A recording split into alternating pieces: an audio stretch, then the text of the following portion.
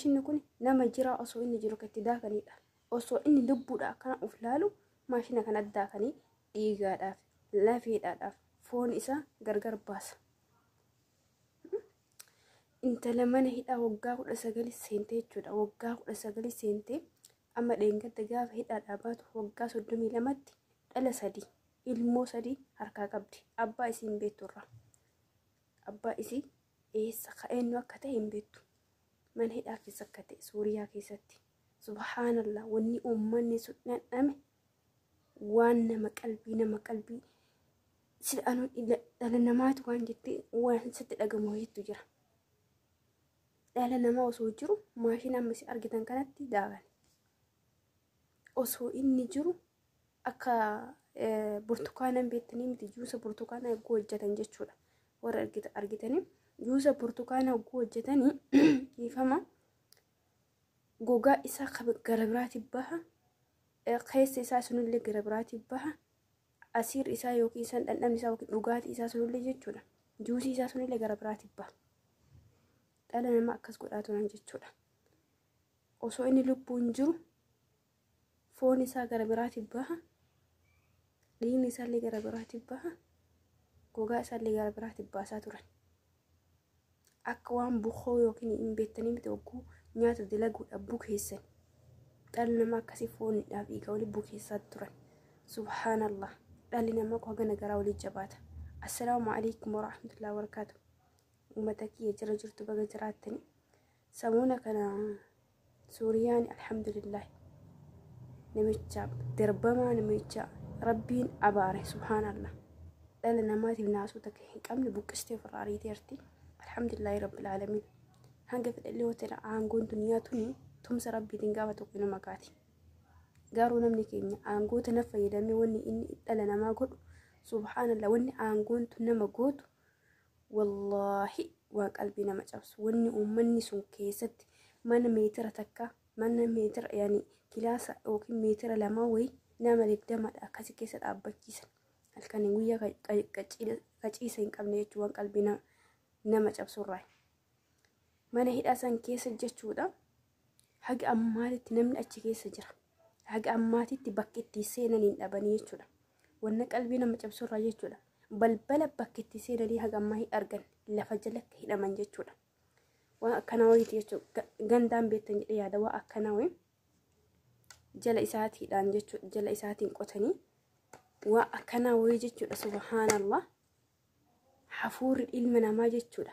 Lafa jalaa ol dhufee asii ol baha. Qilleensa uumamaa asii qofa. Waa hagatti tanaa jechuudha. Waan gandaa hin beektan jedhee yaada baadiyyaa keessatti booyii keessa bakka bishaan keessa yaa'u jechuudha. Waa akkanaa tana keessa qofa dhalli namaa jala jira. Hafuura uumamaa asii argata. Jala san keessatti fageenyi meetira meeqaa jechuudha. Meetira meeqan hin laakkamne lafa jala jiranii gubbaa isaa irratti gubbaa mana hidhaa isaa gubbarra jechuudha. Ganda waa gana argan jechuudha. Gandaan sun akkana yoo qaban bishaan qaba. Bishaan gara biraatti fideetti miti barbe. Fuuraan dhalli namaa lafa jala jiru. Lafa jalatti hidhame. Fuuraan dhalli namaa asii oyyaa'ee gandaa kanarra qabate gubbaa afaa isaa kanarra jechuudha. Bishaan ta'e argame jechuudha. Subhaanallah. Dhalli namaa sadarkaa kana walitti jabaata jechuudha. Warri jala jiru warri lafa san jala jiru haga ammaatitti eessaadha akka itti seenanii jechuudha. Eessaa akka itti seenanii hidhaa san keessaa mana ibidda jahannam duniyaa gubbaa irra argaa jiran jechuudha. Jarri sun ibidda san keessaa baasan dhabamee jira. Garuu rabbiin biratti laaftudha. Rabbiin biratti akkaataan hundumtuu laaftudha. Subhaanallah. Rabbi achi keessaa isaan haa baasu. Mee uummata kiyya dhugaa rabbii hafuuradha asiidha oksijiinii asiin galaafi dhala namaati jechuudha. Sanuu fuurarraa jechuudha. Gandaan jidduu kana akkanatti hafuura kaa ol fidee kaa ol baasu fuurarraa gubbaa kanarratti bishaan uume jechuudha. Jala sanirratti waa akkamitti akka dhagahamu akkamitti uummatarra akka jiru akkamitti warra hidhamtoota achi keessa jiru rabbuma qofa irraa beeka jechuudha. Subhaanallah. Aangoon tun hagana obboleessa ofii dagachiiste osoo alagaan dhufee barbi waa akkasii godha uumaa miti. Yeroo ammaa kan obboleessumatu obboleessuma kan kee ka wajjin dhalate diina sitti ta'a. Sababa maallaqaatiif sababa aangootiif jechuudha. Aangoon duwwaa isin nama goone hin qabu.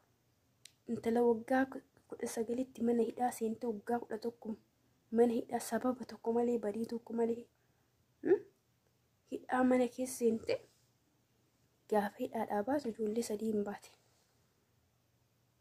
Gaafa abbaa isaanii kee hin beekamne gaafatamtee jechuudha intalli suuraa isiillee maxxansuun dhoowwame gaafatamtee abbaa isii eenyu jennaan abbaa isaanii hin beeku jette.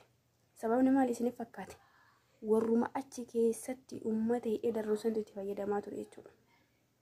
Dhala namaatitti ilmoo namaatitti sadarkaa kana jechuudha. Sadarkaa dhala namaa tokko jechuudha. Subhaanallah wallaahi wanni uummanni sun ta'e hirriba nama dhorka. Bineensa garagaraa jechuun waan si sodaachisu waan akka waan nama sodaachisu argaadhaaf yoo hin tolle dhala namaa isa wajjin jiraachisanii jechuudha. Ilma namaa kan isa wajjin jiraachisanii namichaan sun harakaan isaa yookiin akkaataa isaa akkaataa bineensa sanii ta'e jechuudha. Hagana waliif garaa jabaata dhalli namaa kun. Ilmi namaa kun wallaahi bineensa caalaa garaa waliif jabaata. Bineensa caalaa maal waliif garaa sanii jabaata? Bineensa ta'uu kan isa ta'uu qofaadhaa ofirraa dorgita. Garuu warri gogaa namaa uffatee jechuudha. Keessi isaanii bineensa hedduu jira addunyaa tanarra. Ganas dhalatuuf jira. Rabbiin nama haa baasu zaalima akkanaa irraa. Rabbiin nama haa baasu namallee zaalima akkana namallee hin taasisini. Hidhamtoota san keessa mana kilaasii xiqqishoo jechuudha. Kilaasii xiqqishoo keessa bakki ciisan hin jiru akkan walirra dhaabatan jechuudha. Sa'aatii 24. Sa'aatii 24 hin dhaabbatan. Eessa bakka ciistu hin jiru kan baay'ina namaa irraa kan ka'e jechuudha. Akkan azabamaa ture uummanni Sooriyaadha. Kun waan xiqqoodha. Osoo inni jiru miila irraa ciranii maashina keessa kaanii jechuudha. Osoo inni akkana illee harka isaa kana fuudhanii maashina keessa kaan jechuudha. Kaa irraa ciranii kaan dhiisaniif. Wallaahi waan qalbii nama cabsu. Odoo viidiyoo isaanii telegiraamii warra Suuriyaa jala dhaxxanii ilaaltanii waan hirribni nama hin qabnedha. Abada hirribni ijas hin deebi'u. Abadan. Maaliidhaaf? Azaabni gubbaa kanarra uummanni namaa dhalli namaa wal azabu kun subhaanallah. Maaltu si galchee jechuun keessanii olu taakkawan. Dhalli namaa kun bineensa namaayyuu miira akkasii warra isin dhagamuufi. Uummanni kun waa hunda caala namummaa isaanii nama dhagama. Ati nama gaafa taate miidhama ilma dhala namaa tokko argite keessa keetti gubata dhugumaadhaan dhala namaa yoo taate jechuudha. Abbaa fedhaa haa ta'u amantii fedhaa qabaatu karaa maletti yoo inni azabamu haqaan maletti yoo inni akka fedhe ta'u akka barbaadu dhalli namaa kun wal godhu wallaahi hin dhukkubsatta. Namummaa yoo si keessa jiraate jechuudha. Warri kuuba ammoo warri keessi isaanii bineensaa gubbaa isaanii namaa ammoo dhala namaa akkana azabamu kan akkana ta'u kana maaltu nu galchee? Isaa araba yoo ati silaafuyyuu nama waa dubbatte silaafuyyuu rakkina uummata islaamaa kana kallattii hundaadha yoo argite dubbatte oromummaa sirraa fuudhanii arabummaa sii kennan. Hawaasni keenya akkana keessaa warri sooshaal miidiyaa kana rabbiin bakka kamittuuyyuu eessattuuyyuu yeroo kamittuuyyuu waa hundaayyuu oli akkasuma waa hundaayyuu oli rabbiin kun akkasuma haqa hiyyeessaa rabbiin hin dagatin abadan. Har'a dukkanaa'idhaaf wallaahi barii nama dhufti gaafa tokko. Subhaanallah dandeettiin rabbii garuu waa addaati. Uummanni kun eeyyamuma rabbiiti. Tumsuma rabbiitu dhufeetiin namicha mataa dhagaa bineensa san baqachiisee malee ammallee akka nama azabuu jira. Warra ammallee balbala itti seenanii dhabanii lafa jalatti hidhaa jiran. Kabaa'in isaanii takkaa 2 miliyoona kumaatama lakkaa'amu. Mana hidhaa tokko keessatti balbala itti seenan dhabanii barbe. Eessa balballi kun? Maalidhaaf hundi isaatuuyyuu lafallee ilaalti lafa manatsaa fakkaata. Girgiddaa soo ilaalti girgiddaa manatsaa fakkaata. Ofii garuu dhalli namaa keessa jira. dhalli namaa keessa jira. Eessa akka seenaniiti baasan rabbiin kun haa beeku. Aboo rabbiin balbala ofii jalaa haa banu wallaahi. Rabbiin danda'aadha.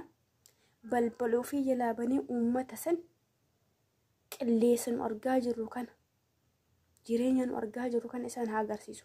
Nu yoo xiqqoo waa dhabneef rakkanna. Garuu dhalli namaa namummaa ofiitiif jecha waa hunda ol amantii ofiitiif jecha kan azabamaa jechuudha. Alhamdulillah alaa kulli haal nagaa ta'a dhiifa manaaf godha. Haguma fedhallee yoo ta'e namallee yoo jibbise wallaahi gocha bineensummaa deeggaruus hojjechuus irraa fagaadhaa dhugaa rabbi. Ati dhala namaa waan taateef namummaan qofti akkasii dhagamuun dhaamsa kiyya. Nagaatti isiniin jira. Assalaamu alaikum wa rahmatullaahi wa barakaatuh. Turtii gaarii.